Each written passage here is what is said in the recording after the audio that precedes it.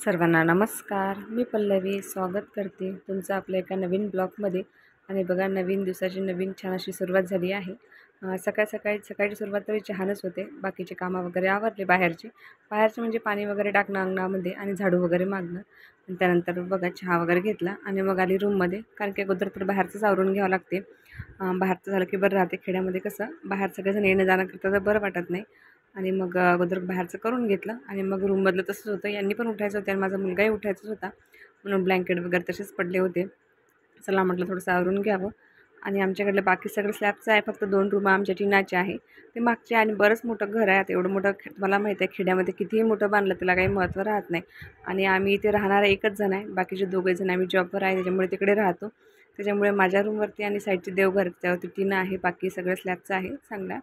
आता आम्ही राहत नाही त्याच्यामुळं आम्ही एवढं टेन्शन घेत नाही, कारण की फक्त आमचं 10-8 दिवसासाठी राहणं असतं. बाकी तिकडेच आता सध्या तरी सोबत आहे, मग नाहीतर शहरामध्येच राहणं असते. तिथे घर आहेच, काल सांगितलंच आहे तुम्हाला.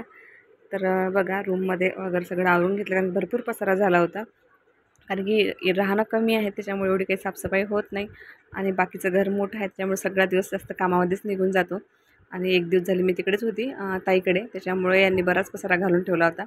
एक दिवस जरी आपण नसलं ना तरी घराची पूर्ण अवस्था किंवा रूमची, घराची नाही म्हणता येईल पण रूमची जरी पूर्ण चेंज होऊन जाते, कारण की रूममध्ये कोणी आवरायला राहत नाही. आणि आमच्या रूममध्ये तसंच झालं होतं, म्हणून सगळं अगोदर पसारा असला की असं वाटतं की कधी साफ होईल आणि कधी नाही. ते बरं दिसत नाही, मला तरी नाही आवडत. आणि म्हणून सगळं आवरायला घेतलं, सगळं आवरून वगैरे घेतलं. आणि मग भाजी निवडायची होती. शेंगा आणल्या होत्या, याला काय म्हणतात गवाराच्या, ह्याची भाजी बनवायची होती, म्हणून म्हटलं चला निवडून घ्यावं, कारण की नाश्त्याला वगैरे वेळ होता. सगळ्यांचे ब्रश वगैरे व्हायचे होते, म्हणून म्हटलं तोपर्यंत एक काम कमी होईल, कारण की भाजी बनवायला सोपं जातील, म्हणून आधीच निवडून ठेवलं. रात्री काही निवडणं झालंच नाही, तसं तर रात्रीच आणलं या. पण रात्री काल लेट झालं, मग जेवण वगैरे करायला बराच लेट होत झालं. आणि मग म्हटलं राहू दे काय होऊन जाईल म्हटलं सकाळी. आणि मग शेंगा वगैरे निवडल्या. आणि बघा गौराईसाठी जायचं होतं इकडे खेड्यावरती, त्यासाठी कपडे वगैरे धुवायचे होते. महालक्ष्मी म्हणतात आमच्याकडे तरी. आणि भरपूर सारे कपडे होते, धुवायला वगैरे काढले. आणि नाश्ता वगैरे पण, नाश्त्यामध्ये छान पोहे बनवले, सोबतच भुईमुगाच्या शेंगा आणल्या होत्या ओल्यावाल्या. त्याला उकडलं छान, उकडलेल्या छान लागतात. काही भाजल्या काही उकडल्या, मला तरी उकडलेल्याच आवडतं मीठ टाकून. आणि मुलंही खातात उकडले की, चांगले मीठ टाकले की चांगले लागतात. म्हणून पोहे बनवले आणि छान सकाळी सकाळी शेंगा वगैरे उकडल्या. नाश्त्यामध्ये खाऊन सगळ्यांनी नाश्त्याला दिल्या. आणि गरम गरम छान लागत होत्या.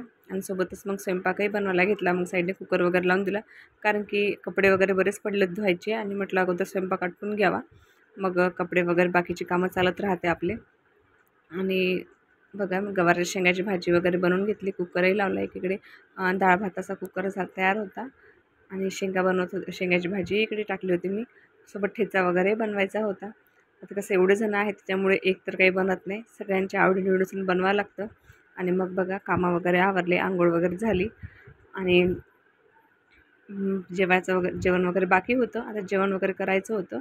आणि बाकीच्यांची जेवण झाले होते, मी आणि माझ्या सासूबाई आम्ही दोघीच होते. माणसांचं वगैरे जेवण लवकर आटवलं होते, आम्हाला लेट झालं होतं आज. भरपूर कपडे धुतले होते त्याच्यामुळं, कारण उद्या जायचं म्हटलं, कुठं जायचं म्हटलं की सगळं काही गोष्टी व्यवस्थित लागतात. छान जेवण वगैरे केलं. आणि बघा या दोघांची कशी मस्ती चालू असते. मुलांना काय खेळायसाठी काही पण असो खेळायला लागतंच. आणि मग जेवण वगैरे झालं, आता बघूया आज जाणं होते की नाही. तर असा गेला मग आजचा दिवस. ब्लॉग कसा नक्की सांगा, चॅनलला सबस्क्राईब करा. बाय.